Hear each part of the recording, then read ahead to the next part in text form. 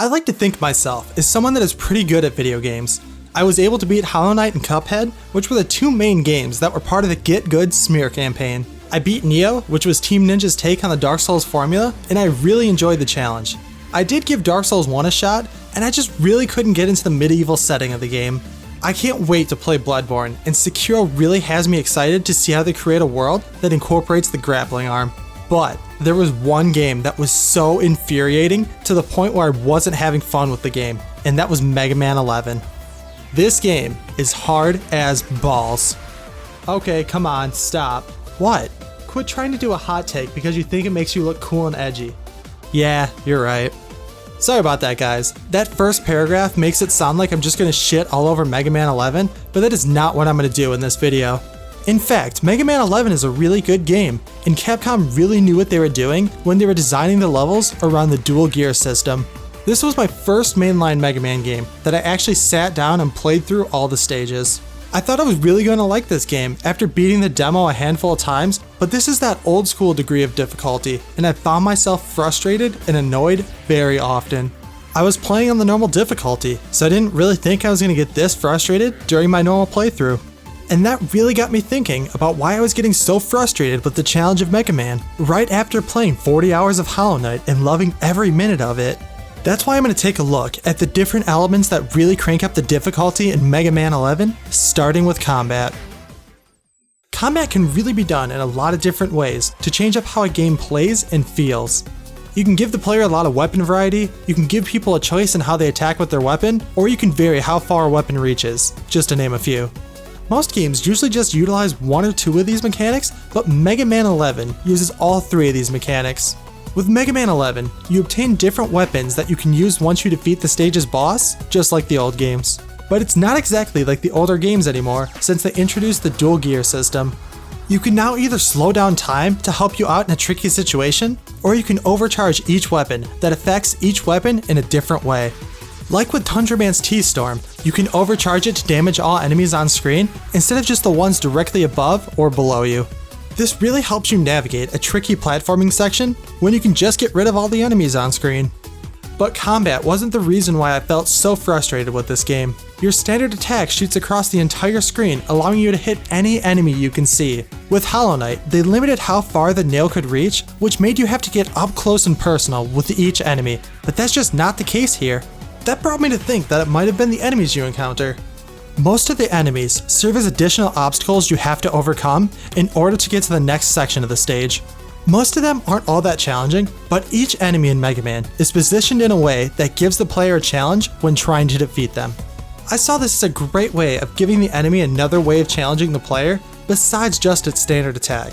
Some of the enemies have really simple patterns, just like the giant bouncing balls in Bounce Man stage. They slowly jump at you, but when they are shot at, they bounce around and ricochet off the walls and the environment. But some enemies can be really annoying, like almost every enemy in Impact Man stage. You have Pikmin, which throw pickaxes in an arc that fly at the position you're standing in, and also take a lot of hits to bring down. And then there are the missile cones. These enemies shoot homing missiles that follow you for a brief period of time before they explode. These can be extremely hard to deal with if they are placed in the middle of a platforming section. Just like the older Mega Mans, if you are hit by an enemy's attack, you'll be stunned and knocked back for a second. This is where I started to realize that the platforming and the enemies combined were what were causing me a great amount of trouble. Mega Man is known for its hard-as-nails platforming. You have one-hit kill spikes, death pits, and rotating platforms, just to name a few. I really didn't think I was going to have an issue with the platforming sections in this game, given that I loved Hollow Knight and I was able to beat Celeste earlier this year. I expected to fail bosses and platforming sections the first time I tried them, but what really made everything come to a head for me was the checkpoint spacing and the limited number of lives. I understand that Capcom was trying to feel out whether people wanted a new Mega Man game or not, but the long gap between checkpoints and the limited number of lives should have been retired. I know I can just play in casual mode, but that makes the enemies just a little bit too easy. I mean, even look at Mario, he took away the live system in his newest game. Every time I got to that one part in every stage, you know what I'm talking about, where I knew if I failed, I would have to go back and replay the last section all over again, I got incredibly tense and on edge. I was not having fun. When I would eventually die and get sent back, I just didn't want to replay the previous section over and over again. I wanted the feeling of excitement when trying to overcome the challenge, but instead I dreaded having to get back to that part. It sucks because some stages actually made the incredibly difficult sections pretty clever by incorporating different elements that you had encountered earlier in the stage. Like take Impact Man stage for example. You have all the drills flying at you while you have to ride up a slow moving platform and dodge everything coming at you. Now that's using good game design, but what isn't is the moving flame wall sections of Torchman stage.